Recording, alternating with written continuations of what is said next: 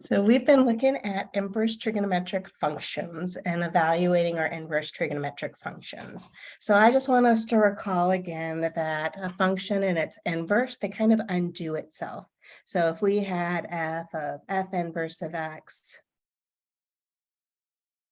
this is equal to x, or if we had f inverse of f of x, composition of these two functions, this is also equal to x. The thing is that we need to be careful when we're doing our trigonometric functions and undoing themselves. We need to make sure that that value of x is either in the domain or range of the function or of its inverse function. For instance, like if we had, let's say, sine inverse of sine, let's say, of pi thirds. So in this case, I would look at pi thirds, and pi thirds is in the range of sine inverse. Sine inverse is between negative pi halves and pi halves. So in this case, this would just undo itself, and this would give us back just pi thirds. But if we were looking at, let's say, sine inverse of sine, let's say of 4 pi thirds. So since 4 pi thirds, we would look at our angle and we would ask ourselves, is this in that range that sine inverse can be in? So is 4 pi thirds contained between negative pi halves and pi halves?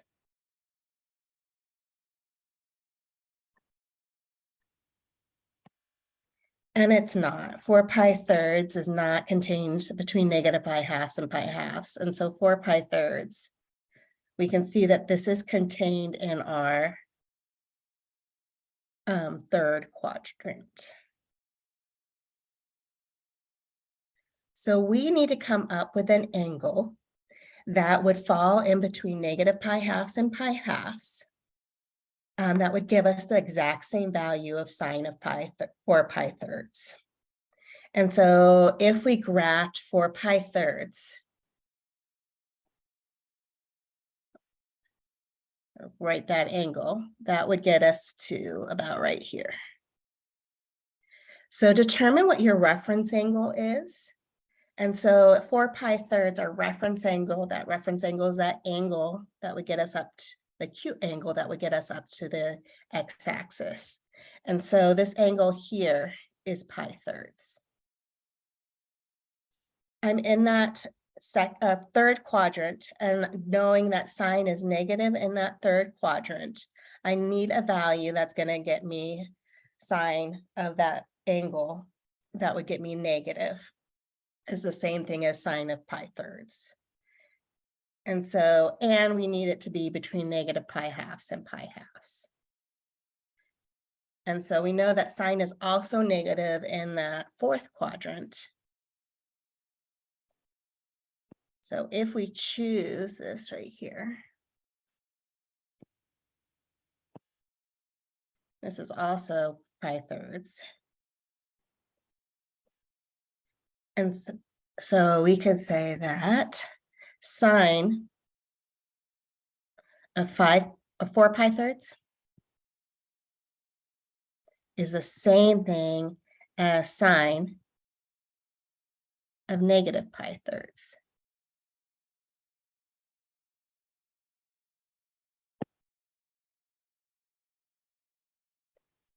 So we could rewrite this as sine inverse of sine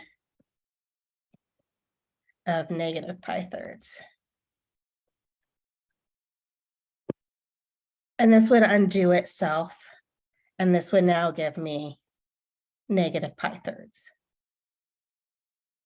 So this wasn't a great instance because actually I chose one that we should know anyways, so we could have gone about this a little differently. So we could have said, we can't undo this because 4 pi thirds is not between negative pi halves and pi halves, but we could have thought to ourselves, okay, what is sine of 4 pi thirds? Well, my reference angle again is pi thirds. Sine of pi thirds is √3/2. It's in the third quadrant, so this is negative √3/2. And so thinking to ourselves, what is the range? What is the value sine of what would give me back negative √3/2? And that angle had to be between negative pi halves and pi halves, which is negative pi thirds.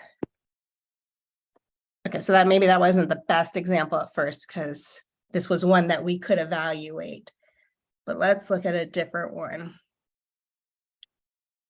which we can't just evaluate right away, but we don't want to be able to do this without using the calculator.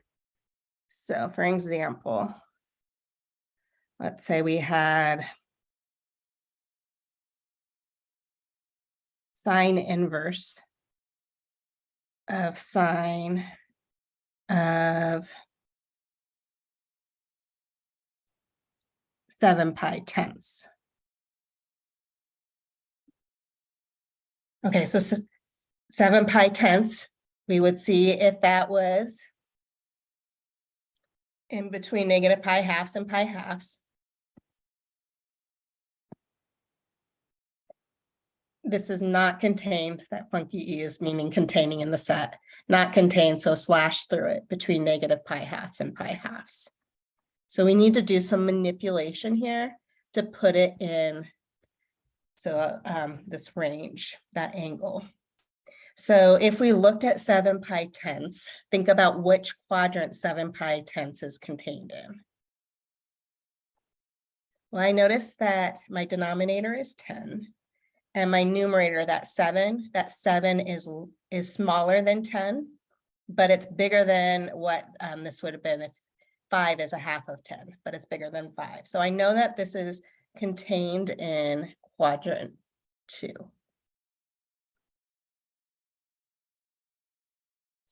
So let's look at the reference angle of 7 pi tenths. So if we graph 7 pi tenths,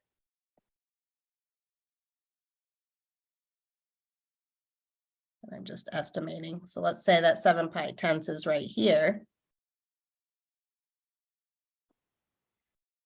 Our reference angle in here, so the angle that would get us to this negative x-axis here, well, pi minus 7 pi tenths, or to convert this pi right here, that whole angle,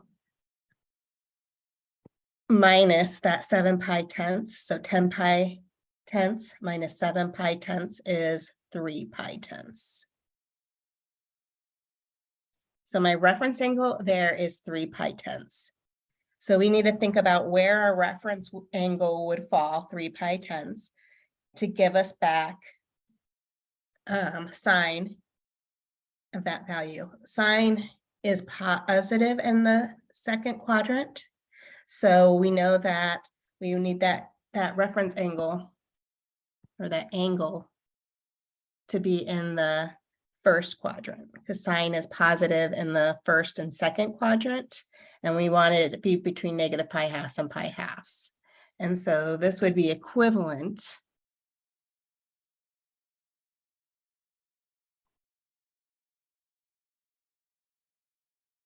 of sine of 3 pi tenths. So we can say, well, sine of 7 pi tenths is the same value as sine of 3 pi tenths. And 3 pi tenths is contained in that interval we need between negative pi halves and pi halves. So let's rewrite this. And so we have sine inverse of sine of 3 pi tenths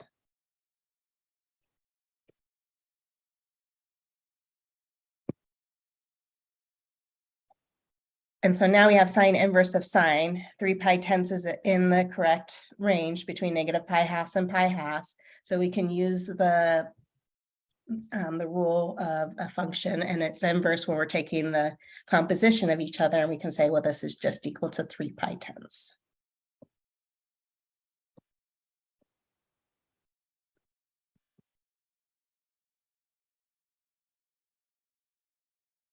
So let's maybe look at one more.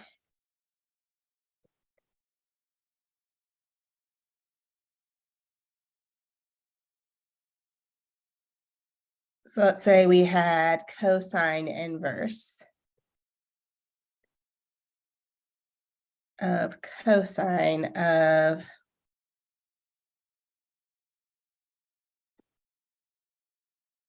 (13 pi tenths).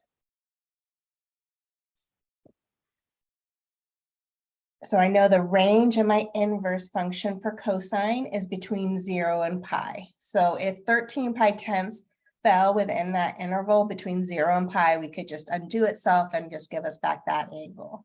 But 13 pi tenths doesn't fall in between 0 and pi.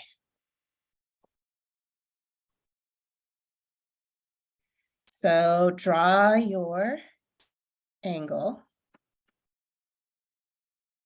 So drawing our angle, 13 pi tenths. So it's about right here.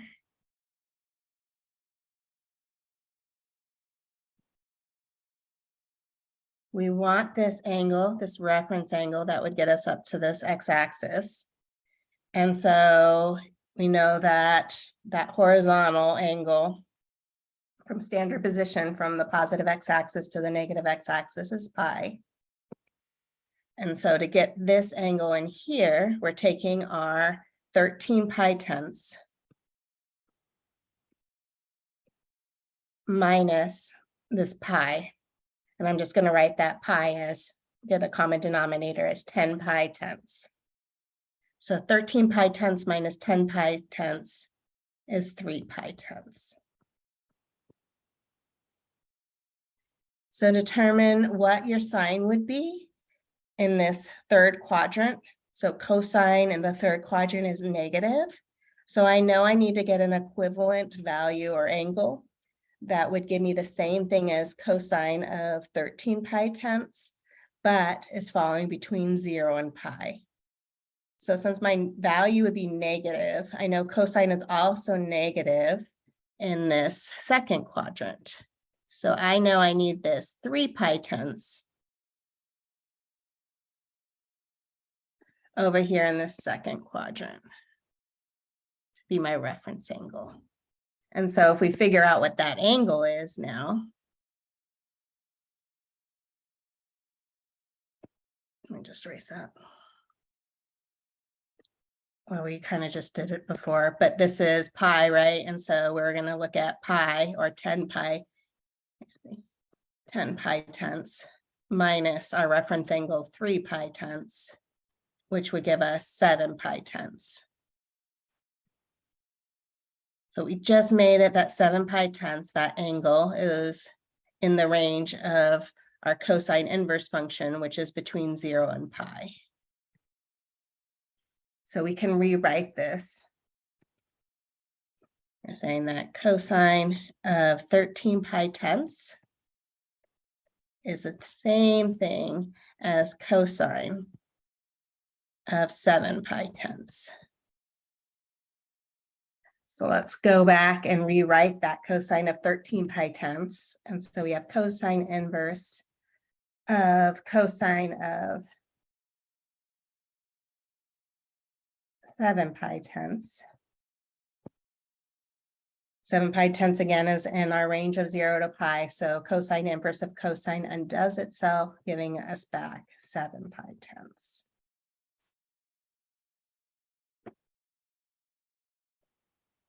Let me see.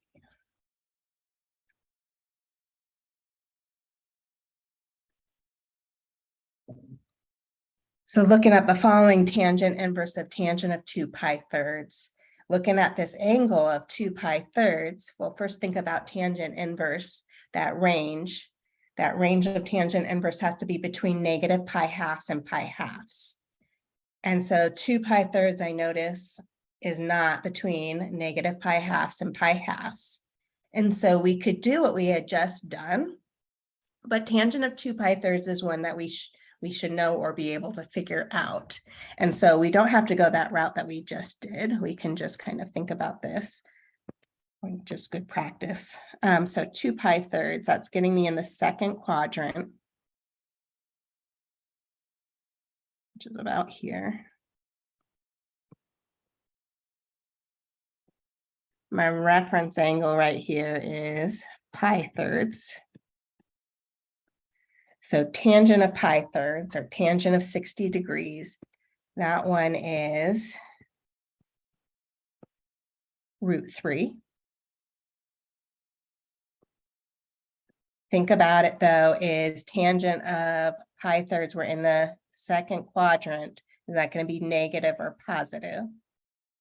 Well, tangent is ratio between sine and cosine. Sine's positive in that second quadrant, but cosine's negative. So positive over negative is negative. So it's actually negative √3.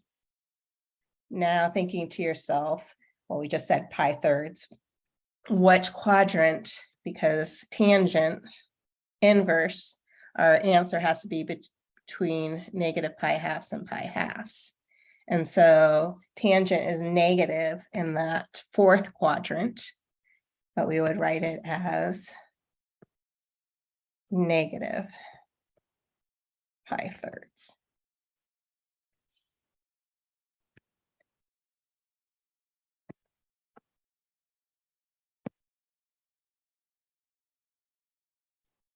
So we started looking at the other inverse trigonometric functions, secant inverse, cosecant inverse, and cotangent inverse. And we started to look at values using those. So for instance, if we had cotangent, I guess this one is, I'm pulling one that again is sine inverse. I just pulled cotangent sine inverse of -1/2.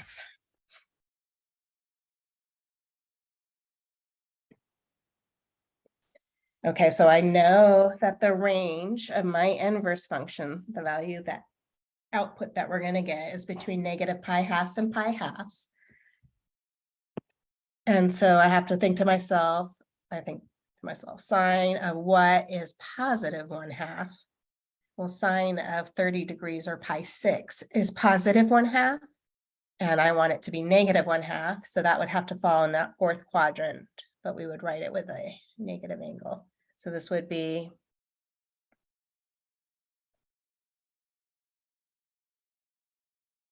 negative pi thirds. No, pi 6.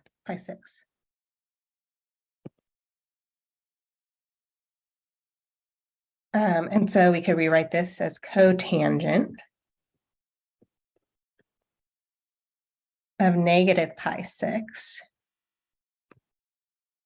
So if you wanted to, with these negative angles for our normal trigonometric functions, we can think about even an odd functions and determine if, do we just pull that negative out front, or is that the same thing as that trigonometric function of the same angle, if it's even.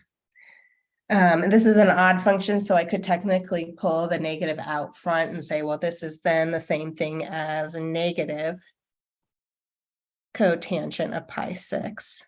We don't have to go this route. And then thinking to ourselves, cotangent of pi 6, that one is just √3. And so this would give us back negative √3. Or if you don't remember your cotangent, then we know that this right here, we could rewrite in terms of sine and cosine. This is cosine of negative pi 6 all over sine of negative pi 6. I know that cosine is an even function, so that's the same thing as cosine of pi 6. I know that sine is an odd function, so that's the same thing as negative sine of pi 6. Well, cosine of pi 6 is √3/2. All over negative sine of pi 6 is that 1/2. So now we can invert multiply. So this is √3/2 times negative of 2/1, which is negative √3. And technically, you don't really need, again, to be able, you don't have to use the fact about even and odd functions. We could have figured that out without dealing with those. Do we pull the negative out in front of the trigonometric function, or does it just disappear? Is it equivalent or not? Okay, so here we have secant of sine inverse of 2√5/5. So we don't know sine of what value gives us back 2√5/5. And so we need to do some manipulation here. And so let's just choose theta or a, just choose some variable. Since I said theta first, we'll do theta. Let theta equal sine inverse of 2√5/5. So let's take the sine of both sides. So we have sine theta is equal to sine of the sine inverse of 2√5/5. So we manipulated this so that sine and sine inverse is going to cancel each other out or undoes each other and gives us back 2√5/5.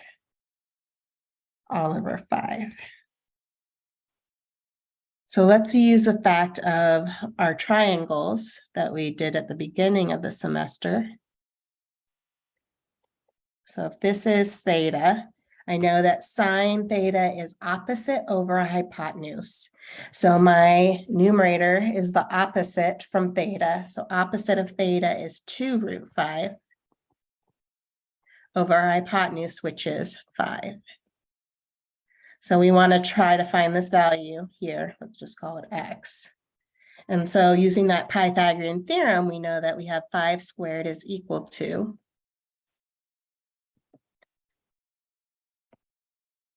2√5 quantity squared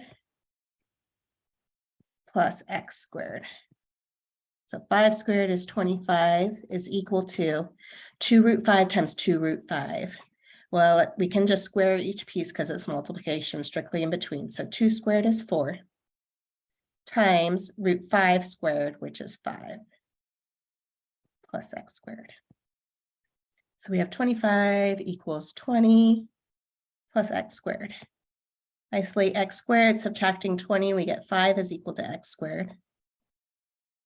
Taking the square root of both sides, this is √5.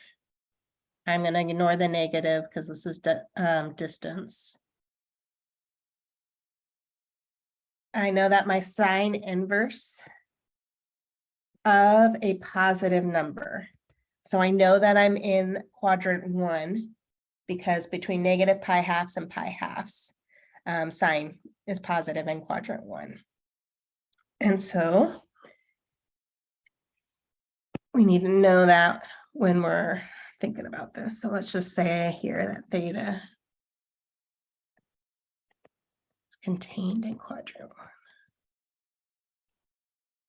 So let's rewrite this secant. This is secant. Well, sine inverse 2√5/5, we let that be theta. So this is the same thing as secant theta. And we can evaluate what secant theta is by, again, using our triangle. So secant is 1 over cosine. Cosine is adjacent over hypotenuse. So secant is hypotenuse, which is 5, all over our adjacent, which is root 5. So let's rationalize our denominator. We can do that by multiplying by a fancy one, root 5 over root 5 in this case. So we would have 5 root 5 all over 5, which reduces to just square root of 5.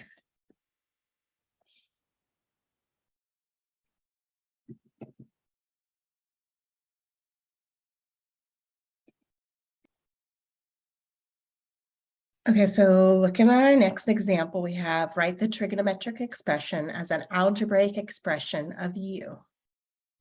So first thing we want to do, let's rewrite this. So let's say theta is equal to cosine inverse of u. So let's kind of use what we were doing before. So let's take the cosine of both sides. That would undo the inverse function. So cosine theta, we know, is the same thing as cosine of cosine inverse of u, which is just u. We can make a triangle.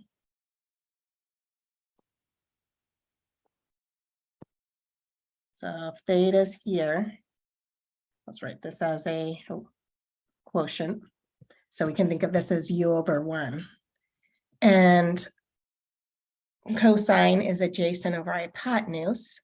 So if we label our triangle, u would be that adjacent side. 1 is our hypotenuse. So let's look at finding that opposite side, maybe call it y. So we know that 1 squared is equal to u squared plus y squared. So we have 1 is equal to u squared plus y squared. So let's subtract u squared on both sides.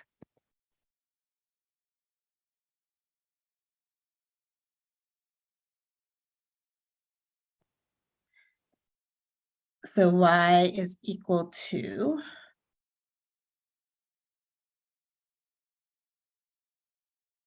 the square root of 1 minus u squared.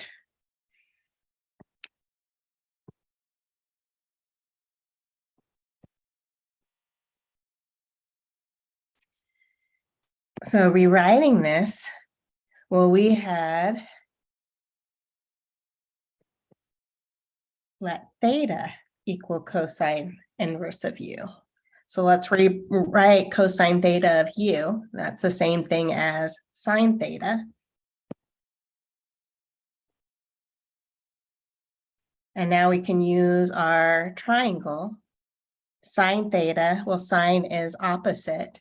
So this is the square root of 1 minus u squared all over the hypotenuse 1. So we just took a trigonometric expression and rewrote it as an algebraic expression. So the square root of 1 minus u squared. So notice that that answer, the square root of 1 minus u squared, does not have any trig functions in it. So it's an algebraic function.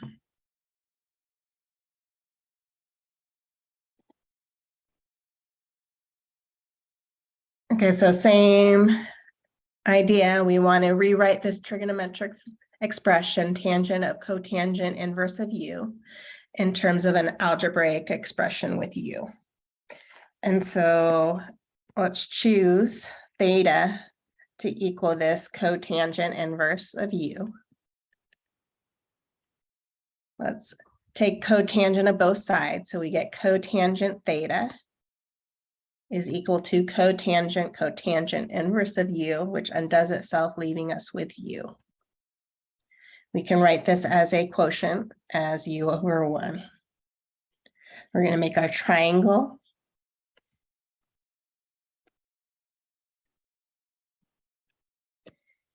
And then think about cotangent. That one is adjacent over opposite. And if you couldn't remember what that was, and you remember sine, cosine, or even tangent, we could get that's hypotenuse over adjacent. No, I'm sorry. Adjacent over opposite. So adjacent would be U. Opposite is 1. So our Pythagorean, using the Pythagorean theorem to get the hypotenuse, well, that's U squared plus 1 squared equals, let's say, C squared. So taking the square root, so this is the square root of U squared plus 1. So rewriting our original expression, this is the same thing as tangent of cotangent inverse of U, but we chose that to be theta. And so looking at tangent of theta, tangent is opposite, which is 1, all over adjacent, which is U.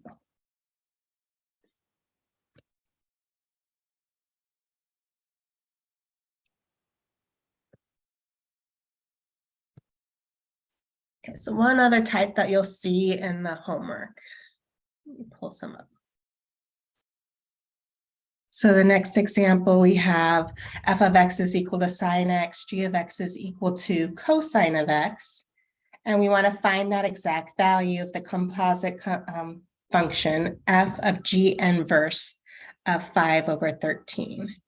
And so looking at g of x, g inverse of x, the inverse function of cosine of x is cosine inverse of x. So g inverse of 5/13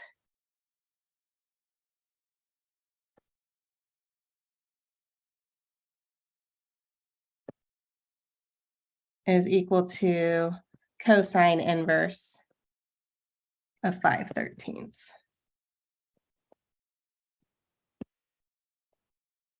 So let's go back in here and rewrite this. So this is we're looking at f of g inverse of 5/13, which is cosine inverse of 5/13.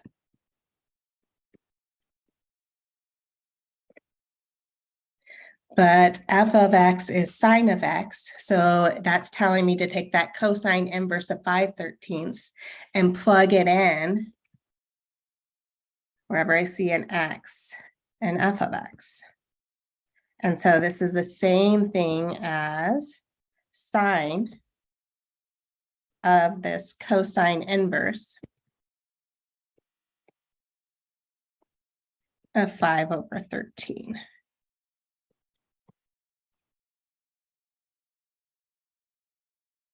So we would work with this similarly to what we were just doing with our triangles. And so we could say, well, let theta equal cosine inverse of this 5 over 13. Then I know that cosine theta, taking the cosine of both sides, is 5 over 13. So making my triangle.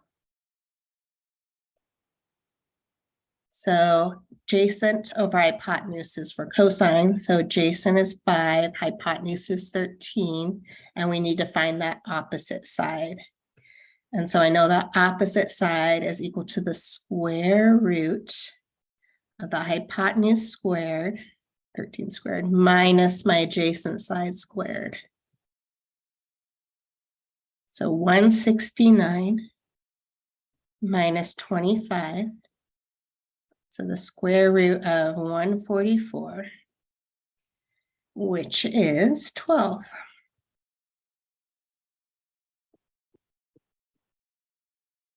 So we know that opposite side of theta is 12.